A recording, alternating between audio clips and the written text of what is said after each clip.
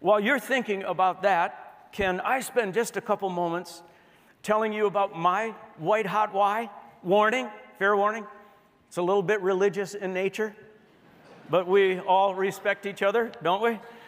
Okay, so I was sitting on an airplane next to a guy one time, and the guy finds out I'm a pastor. That's everyone's worst nightmare. So he said, hey, after he found out I was a pastor, he said, hey, we don't need to talk about religion because I'm good with God. I said, hey, I'm glad you're good with God. I'm not a very good preacher, and so the fact that we don't have to cover this is good with me. And he goes, good, because I'm pretty sure I'm good with God. I go, well, then, okay, fine. And a few minutes later, he goes, you know, I go to church twice a year. I give some money at the end of the year. Decent dad, I work hard, I vote Republican. I think I'm good, aren't I?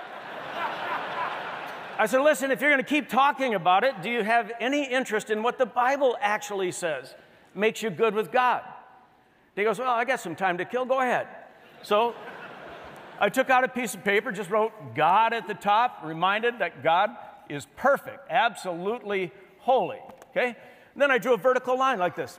So I said to the guy, hey, you're telling me that you're good and you're good with God. Do you mean that if this is a vertical line of how moral and wonderful and spiritual and, you know, how upstanding you are you about this good? Like just bumping your head up against the perfection of God? And he goes, well, you know. And I said, well, let's talk about good people. And Mother Teresa was alive at that point. And I said, who's the best person you know? He said, probably Mother Teresa. And I said, I've read everything she's ever written.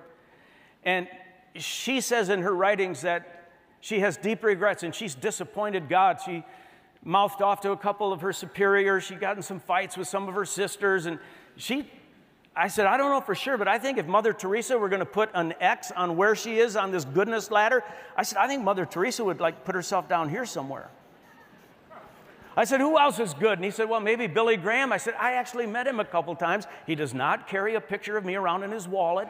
But I said, he asked me one time to pray for him because he felt that he had disappointed God in some way. And I said, he's a very humble guy. I don't know for sure. I think he'd put himself on this vertical space a little lower than Mother Teresa, perhaps. Now, quick time out, real time now. Any of you read what Pope Francis did the moment he found out, the new Pope? Do you read what he said the minute he found out he was going to be the next Pope? Direct quote, I am a very sinful man that God has looked kindly upon. The Pope, okay? So maybe, you know, Pope Francis is, you know, somewhere. So then I tell this guy, I go, you know, I've been a pastor for several decades, and I would put myself, you know, south of Billy Graham. So if this is that whole goodness thing, I gave him a pen, and I said, put yourself anywhere you want on here. So he puts himself just a little beneath me right there. So then he goes, am I in trouble? I said, well, here's the deal. If God's perfect, you see, you have a gap. You have a gap. And I said, here's the deal. And this is an amazing thing. God sees your gap and loves you anyway. And what God did was God provided his son, Jesus Christ. I said, no, this will only take a second. But what God did is he took all of your garbage and mine and all this, and he transferred all of our wrongdoings onto the shoulders of Jesus Christ, who died an atoning death for the sins of the world. And then he infuses his righteousness into our lives. And if you can believe this, he puts us in right standing with God. He puts us in right standing with God. And so I said to him, I said, now the coolest thing about all this is that it's available to everybody. You don't have to try to clean up your act. This is something you receive. And I showed him a verse in the Bible. It is by grace you have been redeemed through faith. It is not something you can earn, or say in another way, this is something you cannot earn. It's a gift from God, not of works, so no one can boast. Gang, the information on that little napkin that I drew for that guy that day blew his mind. It just seemed too good to be true. But here's what I'm driving at, back to my main point. This message of what Christ does for wrongdoing people like me. That message, when I first understood it as a 17-year-old, simply transformed my life. And when I started to tell my friends about it, it started transforming their lives. And eventually, as I told more and more people and saw more and more lives change, one day I came to the conclusion, my white-hot why is never going to be money. My white-hot why is never going to be mere pleasure. My white-hot why is not going to be about fame or power. My white-hot why is transformed lives. It's watching God release people from guilt and shame. It's watching God transform hateful people into loving people, greedy people into generous people, prejudiced people into radically inclusive people, self-centered people into other-centered people who care for the poor and the marginalized. Transformed lives, that's what's in my top box. That's my white-hot why.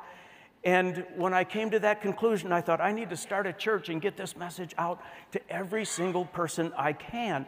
And for what it's worth, my passion, 40 years into this, is stronger now than it's ever been before. And I can say in front of our church anytime, I can say, hey, what's your white-hot why? Because if it's transformed lives, join our church. Dive in and give your best efforts, because that's what our church is about. I can also say to people, if that isn't what's in your top box, then please find out what is in your top box. Pursue it with all your heart, because life is too short to live with no white-hot why or a fuzzy why or to try to live with someone else's why. Gang, you must find yours. And you must live it out with all of your heart, because if you do, your grit factor will go through the roof. You'll demonstrate passion and perseverance over a long period of time because you believe so deeply in your mission. You'll be motivated to become more self-aware and to root out your blind spots because your white-hot why is too important to imperil it with self-sabotaging behaviors. Your resourcefulness will ascend to all new levels because you have to figure out how to get the toys over the mountain. Your crystal clear, white-hot why will ennoble your heart to want to express self-sacrificing love to colleagues and staff and constituents, not just to follow the example of Christ, but because it's going to take unity, trust, and total teamwork to achieve your mission.